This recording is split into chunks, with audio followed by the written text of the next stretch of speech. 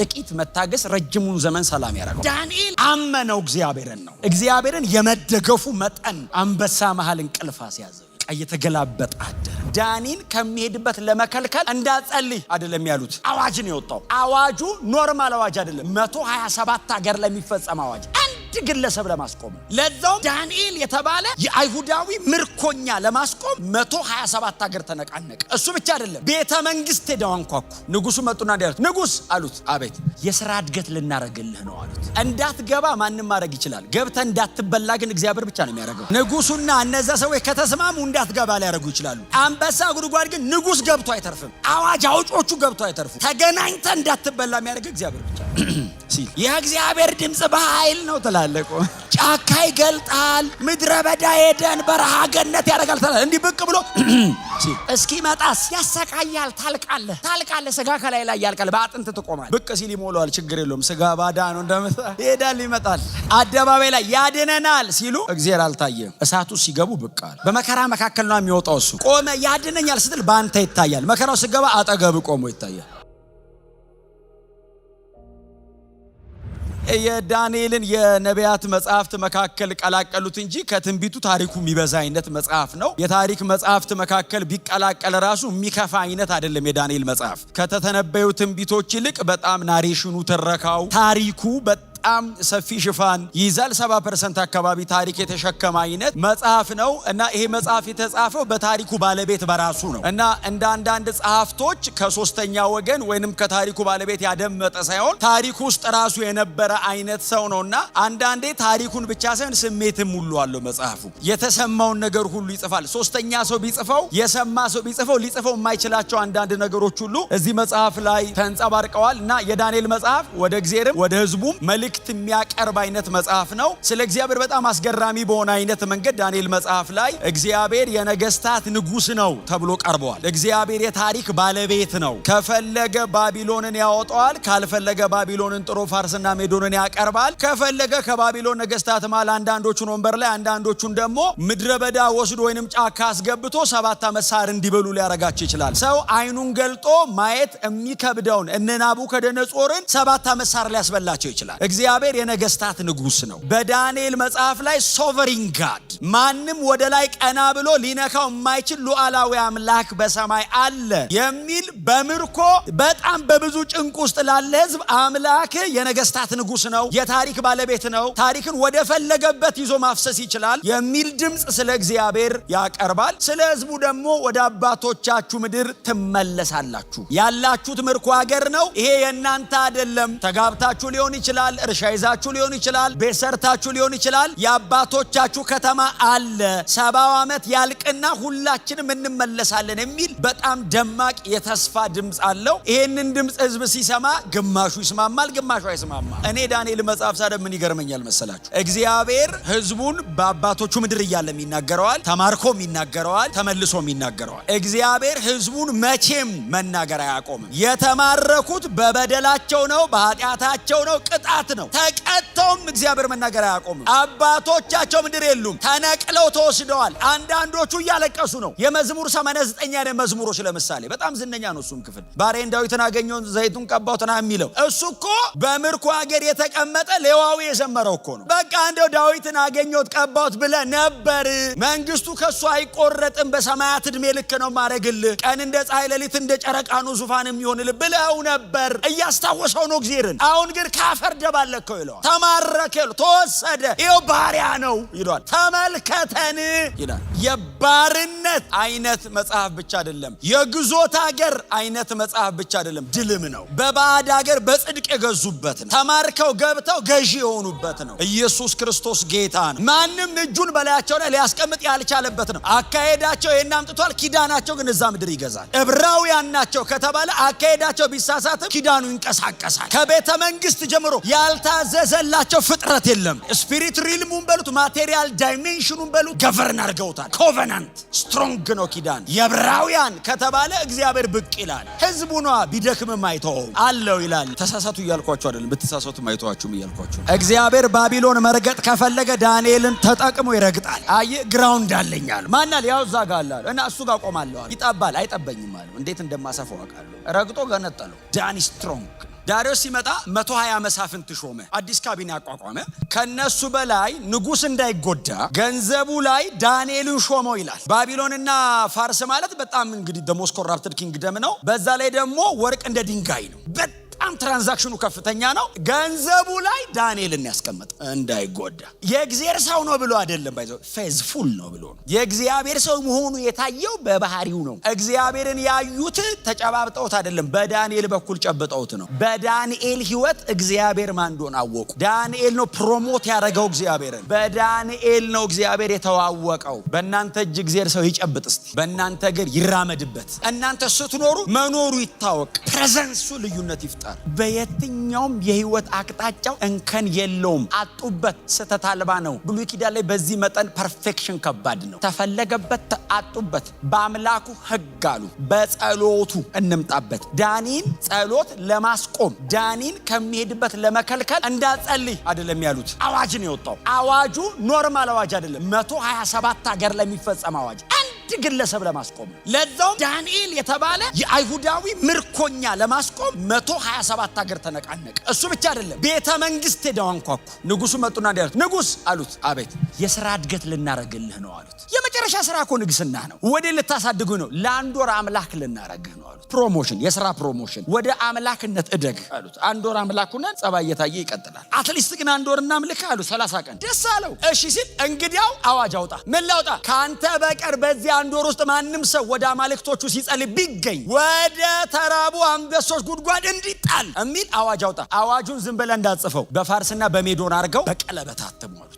እንደማይለወጥ አርገው አሉት። የሚገርማችሁ እግዚአብሔርም የመለወጥ ፕሮግራም የለውም። እግዚአብሔርም ከሰማይ እለውጣለሁ አይልም። ዝም ምን የሚለው 90 ደቂቃው እጁ ላይ ነው ያለው። ብራዘር ውጤቱን ያውቀዋል። እኔ እናንተ ነን መሃል ላይ ስንሄድ ግራ የሚገባን መጨረሻው ያውቀዋል እሱ። ለዛ ነው የማይጨነቀው፣ ቶሎ ቶሎ የማይናገር፣ አድንሃለሁ ያውቀዋል። መጨረሻውን ያውቀዋል። እጁ ላይ ነው ያለው። የት እንደምትሄድ ሙሉ ጨዋታው እሱ ጋር ነው።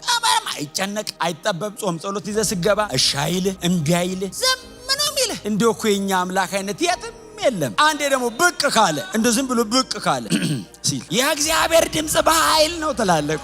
ጫካ ይገልጣል፣ ምድረ በዳ ሄደን በረሃ ገነት ያደርጋል ትላለህ። እንዲህ ብቅ ብሎ ሲል እስኪ መጣስ ያሰቃያል። ታልቃለህ። ስጋ ከላይ ላይ ያልቃል፣ በአጥንት ትቆማል። ብቅ ሲል ይሞላዋል። ችግር የለውም። ስጋ ባዳ ነው እንደምታ ይሄዳል፣ ይመጣል። ያኒ አዋጅ ወጣበት። የማለዳ ጸሎት ጸልዮ አዋጅ ወጣ። ቀን ስራ ገባ። ስራ ሲገባ በነጋሪት ጋዜጣ ታተሙ። በሚኒስትር መስሪያ ቤቶች በሙሉ ተበትኗል። ዳን እጅም ላይ ደርሷል። ማንም ሰው ከንጉሱ በቀር ወደ ሌላ አማልክቶቹ ሲጸልይ ቢገኝ ፔናሊቲ አለው። ዋ ትጸልይና አይደለም የጸለየ ወደ አንበሳ ጉድጓድ ይጣላል። ምንድነው?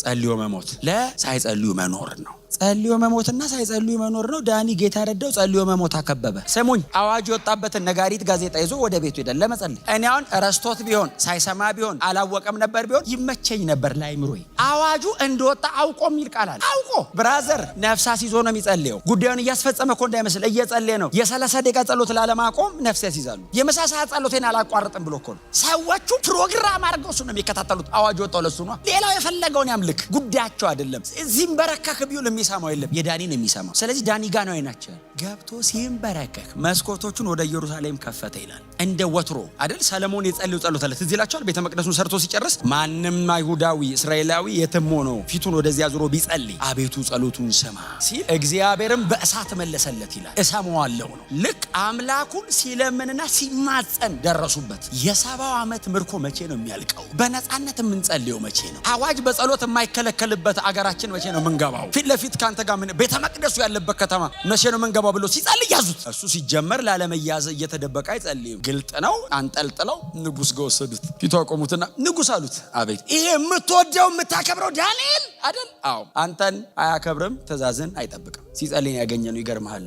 ፀሐይ እስክትጠልቅ ተከራከረ የሚል ቃል አለ። እኩለ ቀን የተያዘው ምሳ ሰዓት ላይ እስከ 12 ሰዓት ተኩል ድረስ ንጉስ ተሟገተለት። እባካችሁ አንግደል እንዲህ አሉት። ንጉስ አዋጁ የፋርስና የሜዶን ነው፣ በቀለበት ነው፣ ሊለወጥ አይችልም። ይሄንን አዋጅ ለመለወጥ ከምትጥር አንተ ብትወርድ ይቀልሃል አሉት። ካንተ ይበልጣል አዋጁ አሉት። ይሄንን ሁሉ እግዚአብሔር ያያል። ልክ ወደ አንበሳ ጉድጓድ ሲወረውሩት ስዕሉን አስቡት። ዳንኤል ምን አይነት ነገር ሊሰማው እንደሚችል። ቀኑ ሙሉ ፍርድ ቤት የዋለ ሰውዬ ሲጨቃጨቅ ግርጥት ያለ ቆሞ ያለ ሰው አድርጎ ሲወረውሩት አንበሳ የአንበሳ መንጋ ነው ያለው። ለዛም የተራበ ጥፍሩ ራሱ ለአንዱ አይደርስም። አየር ላይ ሲያልቅ ያው መልአክ ቀድሞ ገብቶ ነበር። ዳኒም አላወቀም። አምላኬ መልአኩን ልኮ ያለው ጠዋት እግዚአብሔር መልአክ አለ ችግር የለውም አላለውም። ቢለው ኖሮማ ከመወርወሩ በፊት መልአክ አለ እንዳትጨነቅ ተብያለሁ ሚል ይጽፍ ነበር። ዳኒ ራሱ መልአክ እንዳለ ያወቀው አብሮ ነው። እኩል ነው። ኮርዋሪዎቹ እኩል ነው እውቀቱ። እንዳትገባ ማንንም ማድረግ ይችላል። ገብተህ እንዳትበላ ግን እግዚአብሔር ብቻ ነው የሚያደርገው። ንጉሱና እነዛ ሰዎች ከተስማሙ እንዳትገባ ሊያደርጉ ይችላሉ። አንበሳ ጉድጓድ ግን ንጉስ ገብቶ አይተርፍም። አዋጅ አውጮቹ ገብቶ አይተርፉም። ተገናኝተህ እንዳትበላ የሚያደርግ እግዚአብሔር ብቻ። ስለዚህ እንዳትገባ ከሚያደርግ ገብተህ እንዳትበላ ቢያደርግ የተሻለ ክብር ያገኛል። ክብር የሚያገኝበትን መንገድ ዲዛይን የሚያደርገው ራሱ።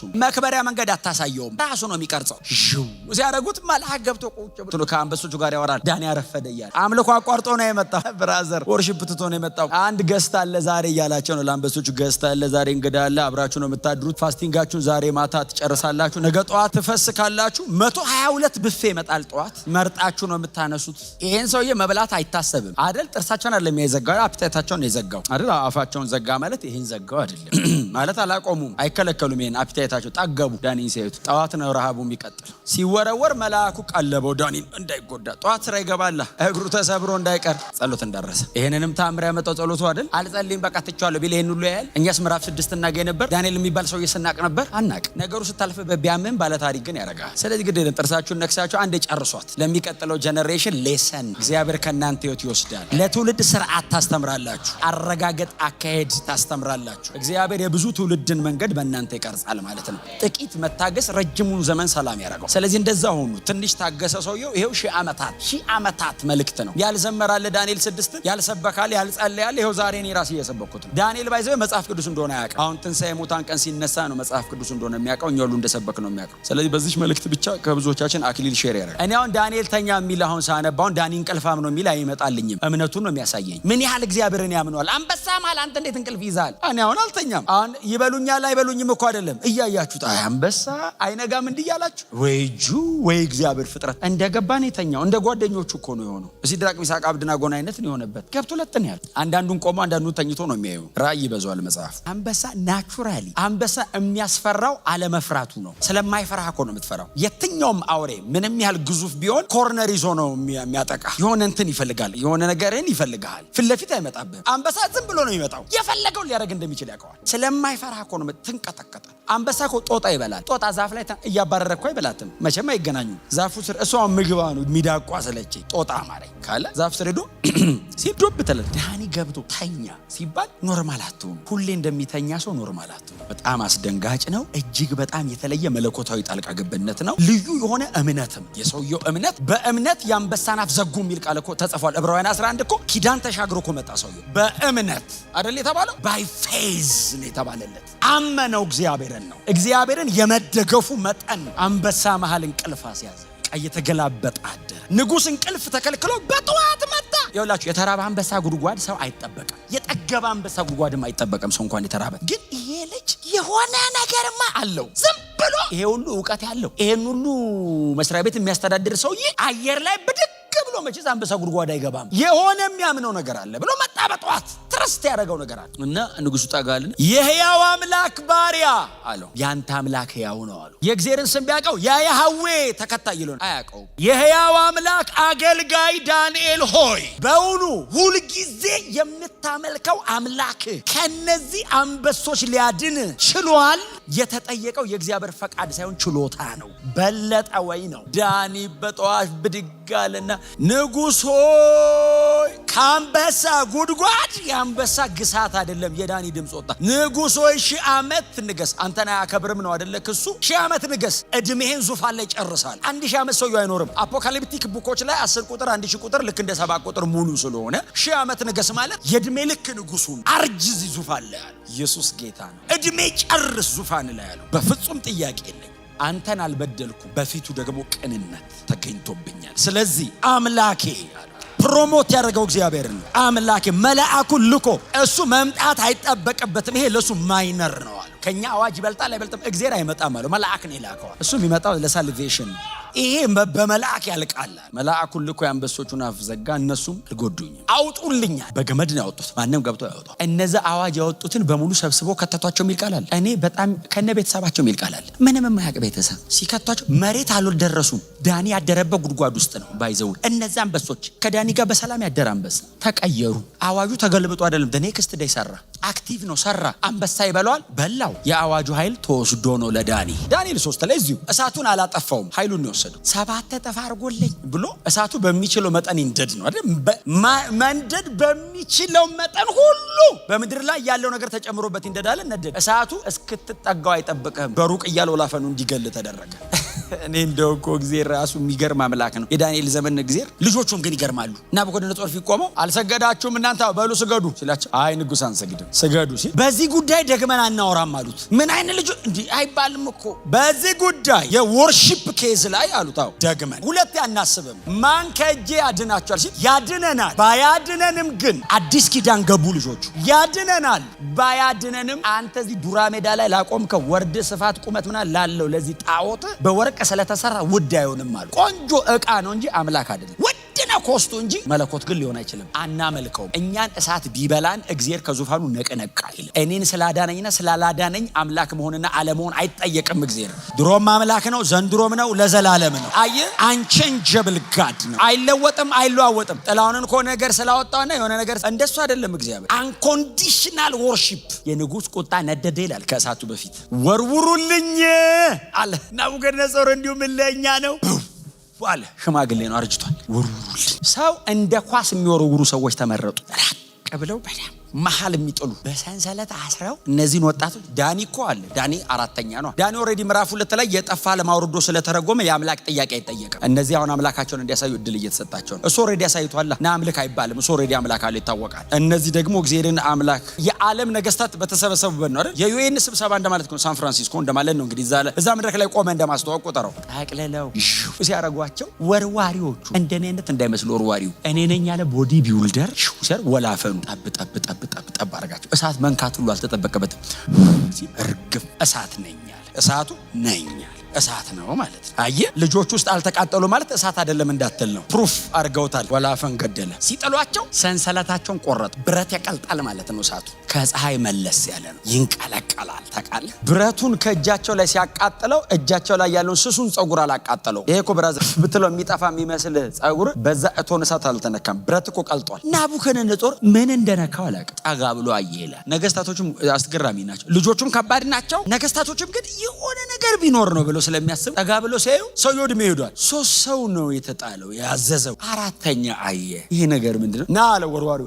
ስንት ሰው ነው የጣልከው? 3። ስንት ሰው ነው የማየው? 4 አለ። ምንድነው ያኛው ሲለው፣ ያኛውን እኛ አልጣለውም አለ። የአማልክት ልጅ ነው፣ ከእሳቱ በላይ ያብረቀርቃል፣ አደባባይ ላይ ያድነናል ሲሉ እግዚአብሔር አልታየም። እሳቱ ሲገቡ ብቅ አለ። በመከራ መካከል ነው የሚወጣው። እሱ ቆመ። ያድነኛል ስትል ባንተ ይታያል። መከራው ሲገባ አጠገብ ቆሞ ይታያል። አየ፣ ንጉሱ ፊት በእነሱ ነው የሚታየው። እሳት ውስጥ ግን አጠገባቸዋል። አብሯቸው ወክ ያረጋል። ሊገላቸው የታቀደው እሳት ፈታቸው እና ልጆቹ ወክ ሲያደርጉ ያኛው 4ኛው የአማልክት ልጅ ነው ሲለው እዛ ጋር የቆመ አምላክ አለ። ረሳው። የአባቴ ብሩካን፣ የእናንተ አምላክ የኔም ነው እኮ ነው። የአባቴ ብሩካን ኑ ከእሳት ውጡ ሲል 4 አይቶ ሲወጡ 3 ናቸው። እንደ ዋች ተራ አንድ ጥቅስ ይዘን አንጨቃጨቅም። ኮንቴክስቹዋል ከ8 አንጻር ነው። ከላይ ጀምረን ነው ታሪክ ይዘን። አስቴር መጣችና ሃማ ተገሏል። አዎ ቤቱ ተወርሷል። አዎ መርዶክዮስ ነግሶልኛል። አዎ ሁሉም ነገር አልቋል። አንድ ነገር ቀረ። ምን ቀረ? ንጉስ ጠራክሲስ ወይም አርጤክስስ ምን ቀረ? ሃማ ሳይሞት በፊት ያወጣው አዋጅ አለ፣ በአንተ ቀለበት የታተመ በፋርስና በሜዶን። ታዲያ ሊትራሊ ቃል በቃል እንዲያለችው ገልብጥልኝ ስትለው ንጉስ ቃል በቃል ሊገለበጥ አይችልም። እና ህዝቤ ይልክስ አያልቅ። ምን እናርግ? አንቺና መርዶክዮስ ቶሎ ብላችሁ ጻፉ፣ የምትፈልጉትን ጻፉ። ያኛው አዋጅ አየር ላይ ያለ፣ ይሄኛው አዋጅ በፈጣን ፈረሰኛ ከስር ይግባ። አየር ላይ ያለ ኃይሉን ይውሰደው። ኃይሉ ተወስዶ እንጂ ተገልጦ አይደለም። እንዳይነደፉ አይደለም ያረጋቸው፣ ተነድፈው እንዳይሞቱ ነው ያረጋቸው።